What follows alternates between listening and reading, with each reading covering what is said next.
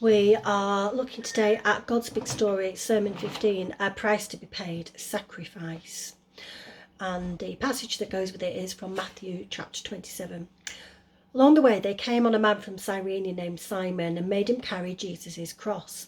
Arriving at Golgotha, the place they call Skull Hill, they offered him a mild painkiller, a mixture of wine and myrrh, but when he tasted it, he wouldn't drink it.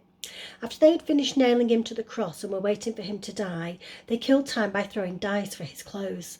Above his head they had posted the criminal charge against him: "This is Jesus, the King of the Jews."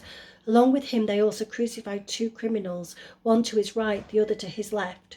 People passing along the road jeered, shaking their heads in mock lament. "You bragged that you could tear down the temple and then rebuild it in 3 days. So show us your stuff, save yourself. If you're really God's son, come down from that cross." The high priest, along with the religion scholars and leaders, were right there, mixing it up with the rest of them, having a great time poking fun at him. "He saved others, he can't save himself. King of Israel, is he? Then let him get down from that cross. We'll all become believers then.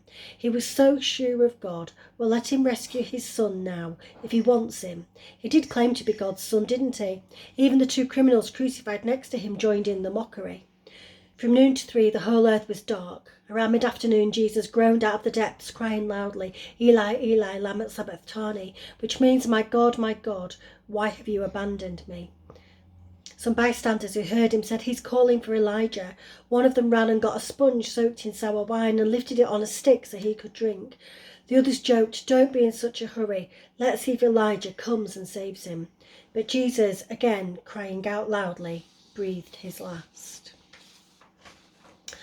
There's a story about Cyrus, the founder of the Persian Empire, who had captured a prince and his family. When they came before him, the monarch asked the prisoner, "What will you give me if I release you?"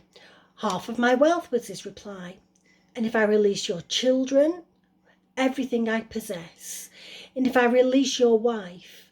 "Your Majesty, I will give myself." Cyrus was so moved by his devotion that he freed them all. As they returned home, the prince said to his wife, "Wasn't Cyrus a handsome man?" With a look of deep love for her husband, she said to him, "I didn't notice. I could only keep my eyes on you, the one who was willing to give himself for me." That reading I've just shared with you also speaks of the deep sacrificial love of Jesus. The Old Testament sacrificial system only gave a temporary restoration as humans continue to sin. But the death and resurrection of Jesus is the ultimate rescue plan. God's people are saved because through Jesus, sin is dealt with and forgiveness offered. People can now choose to follow the way back to God. I want to use 4 metaphors to explore just how Christians view Jesus' death as a sacrifice. Firstly, it's the lifting of a burden. Tom is carrying a rucksack. It's heavy and he can't take it off.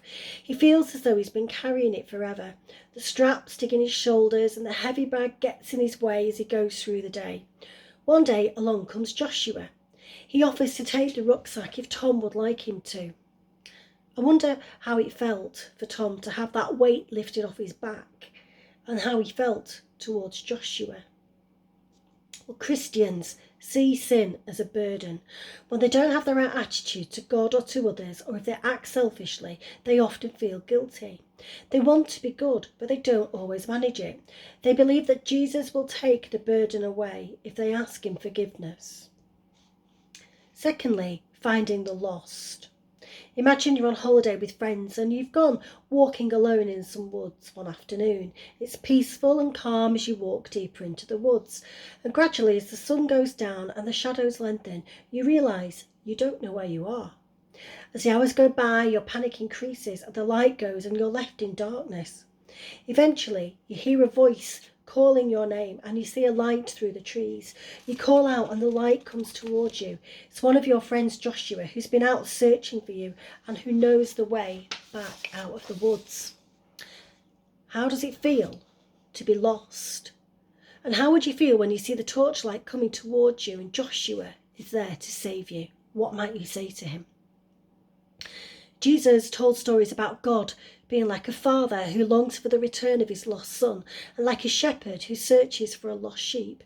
Jesus described himself as a good shepherd, prepared to lay down his life for his flock, leading his people to safety.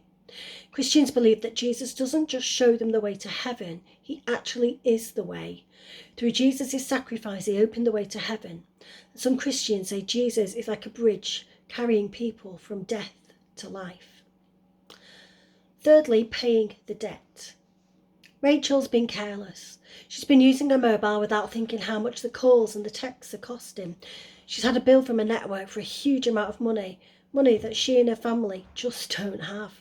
A few days later, after Rachel's been agonising over how to pay her debts, Joshua, a good friend of her family, offers to pay the bill, even though it's a great deal.